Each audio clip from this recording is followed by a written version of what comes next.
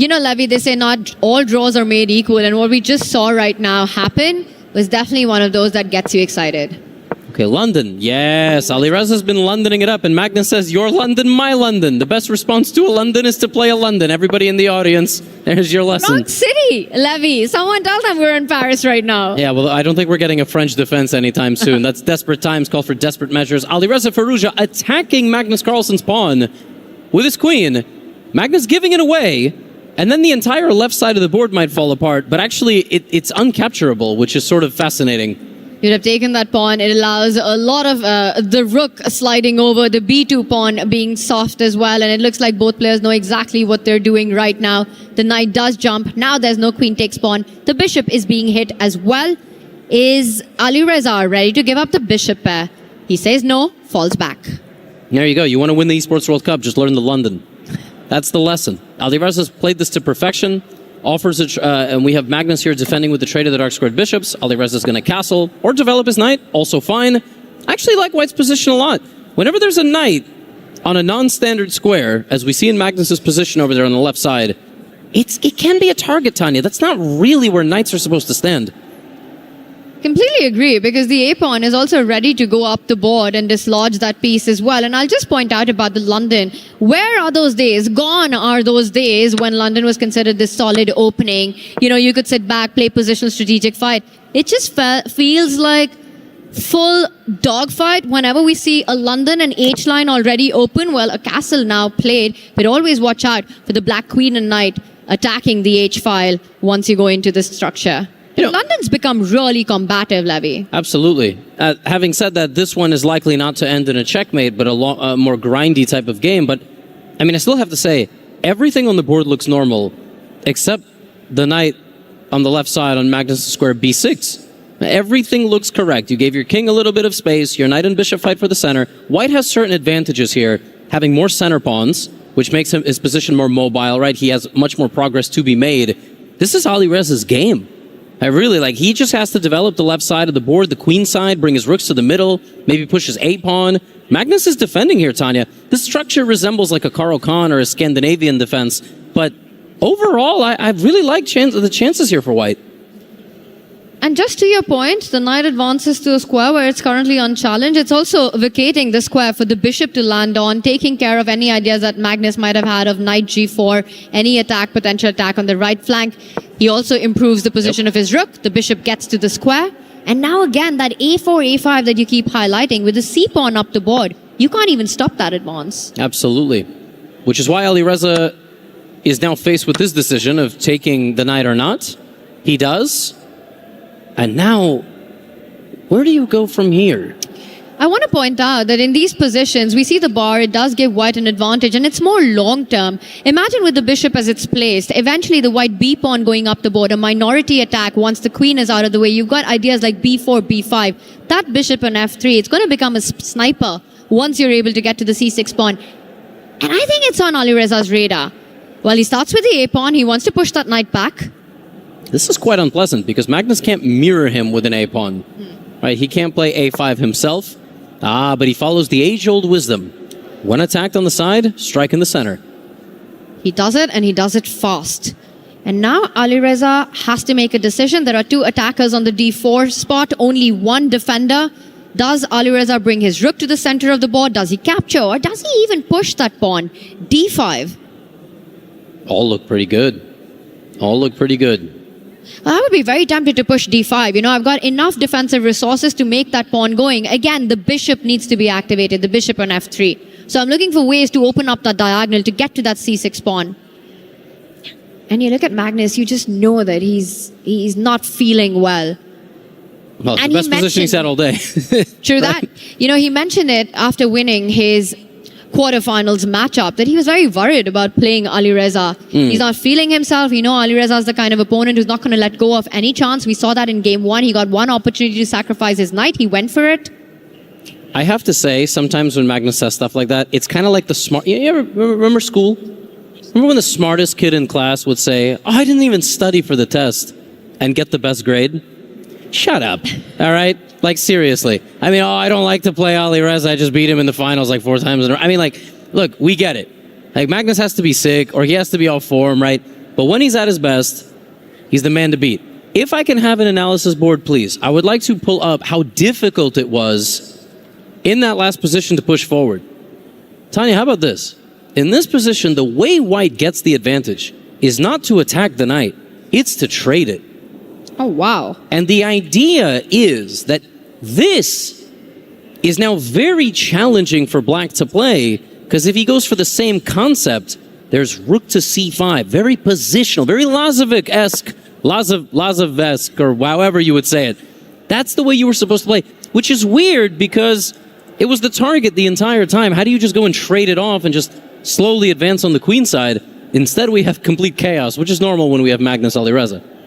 It's what we want. But that was a beautiful idea that you pointed out, just playing against black, getting free with the central break. But there's a central break that Alireza does go for. D5. Again, this bishop on F3. Keep an eye. Watch out for that bishop. It's about to get really strong in the position. I'm expecting a bunch of trades on that D5 square. You take everything. Yeah, what do? You take once? I mean, you have to take. Maybe you don't have to take. But you likely have to take this pawn with black. Do you take it once with the pawn, once with the knight? What do you do? I'm expecting all the trades to happen and the white bishop to land on d5. Now, for Magnus, the queen and the rook are nicely set up on the 7th rank, just making sure everything's defended. He's trying to think, perhaps, if there's a way to throw in a curveball here.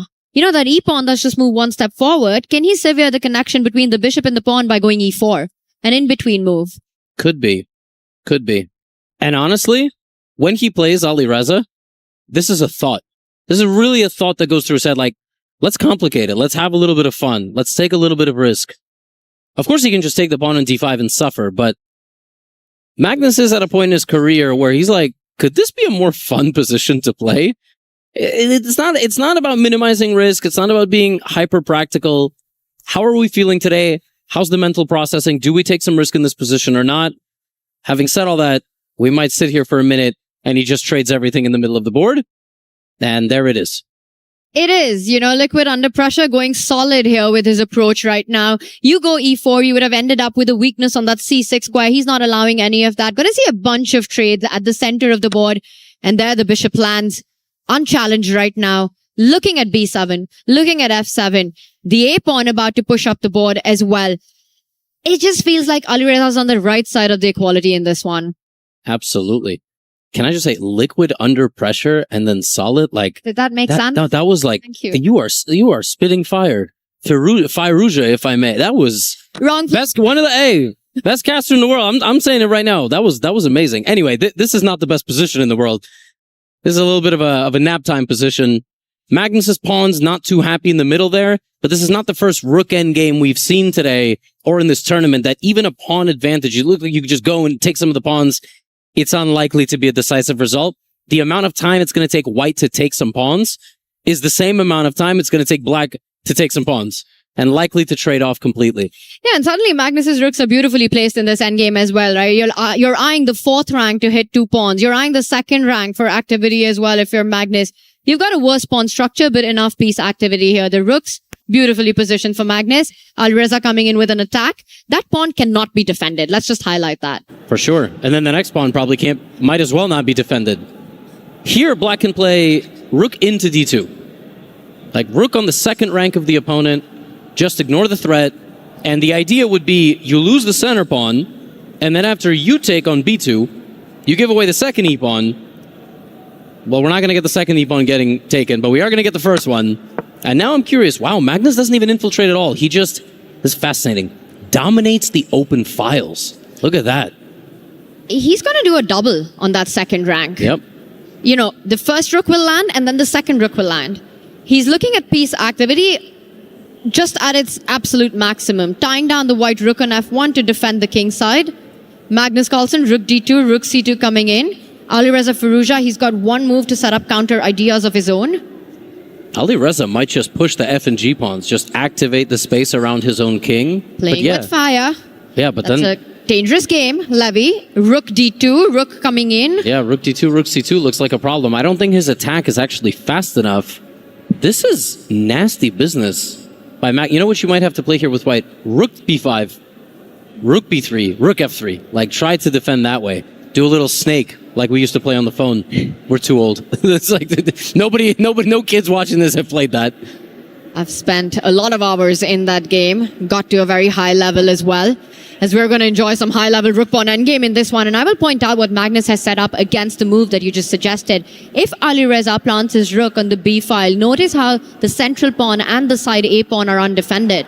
Magnus will then slide up his D rook all the way along to the 4th rank, winning one of the 2 pawns. And you just called that out, Levy.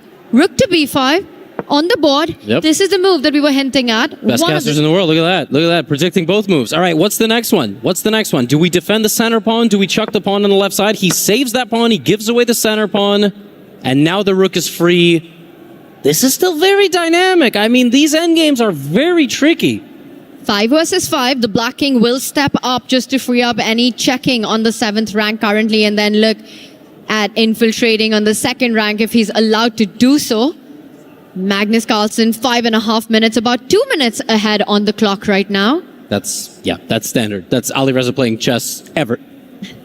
Okay, Levy, we often talk about the Magnus touch in endgames, right? It's just always about how he finds ways to squeeze water out of stone and all those cliches that we use. And he does it time and time again.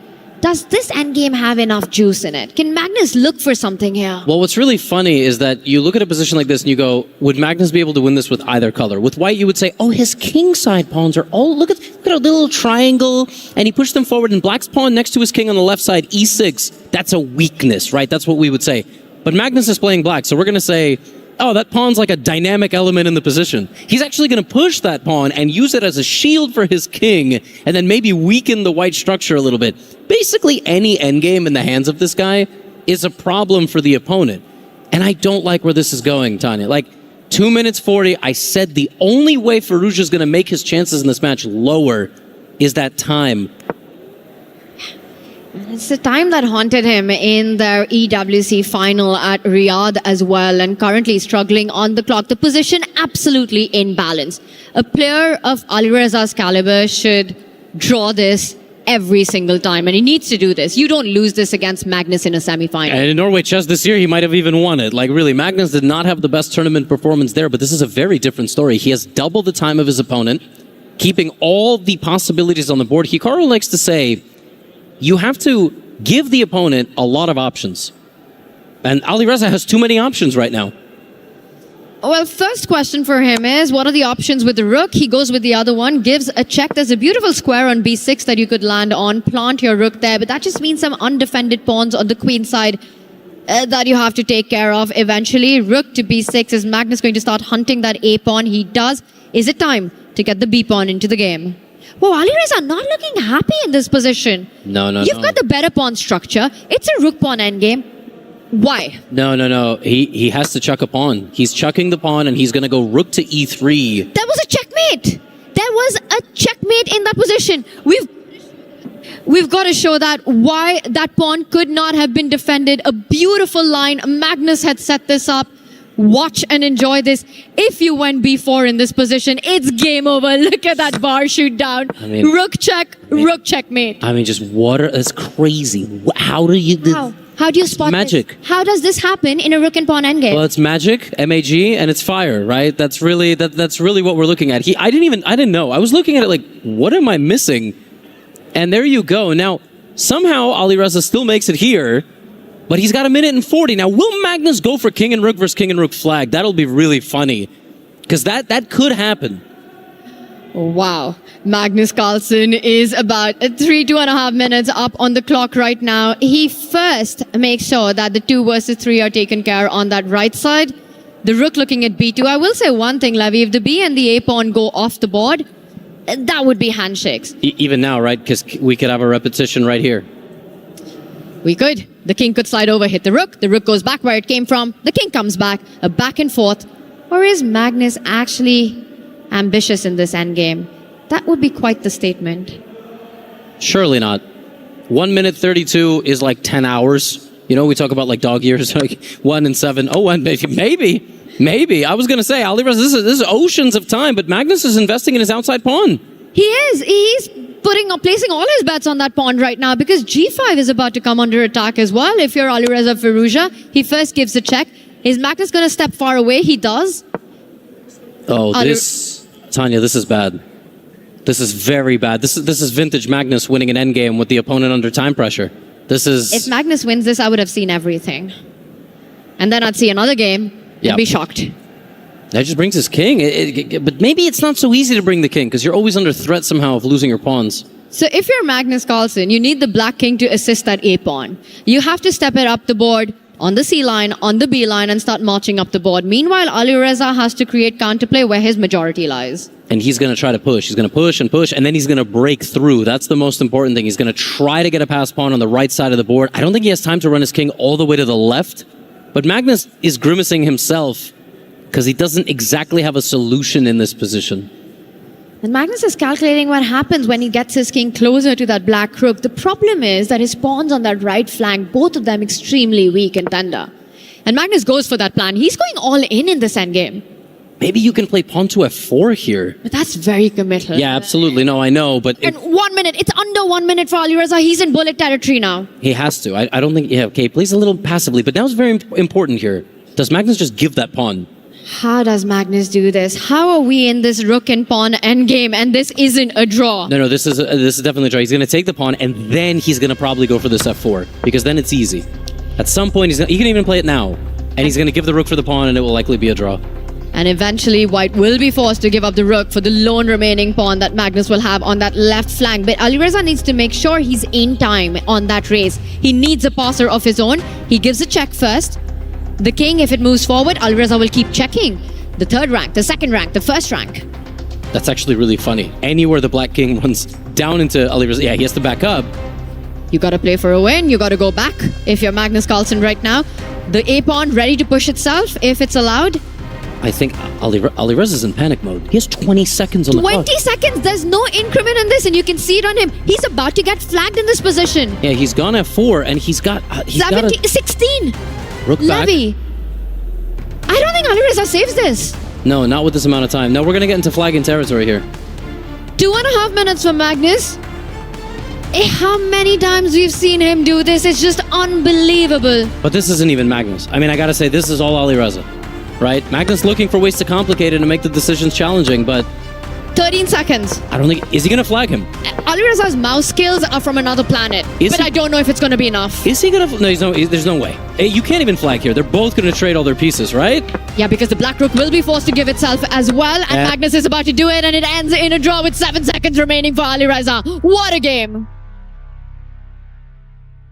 Whew. Intense stuff. I think we can all take a breath. Alireza 7 seconds remaining against 210, but he found the cleanest cut. Like, he found the way that there was really nothing Magnus could do. Only way to flag there is to keep the rook on the board and give checks, even allow the opponent to make a queen, but that would be extremely humiliating if you do all of that and then you lose. And Magnus, I don't think he's really in the business of doing that. I think he wants to play really high-level chess. If he had a flagging chance, maybe he would have taken it.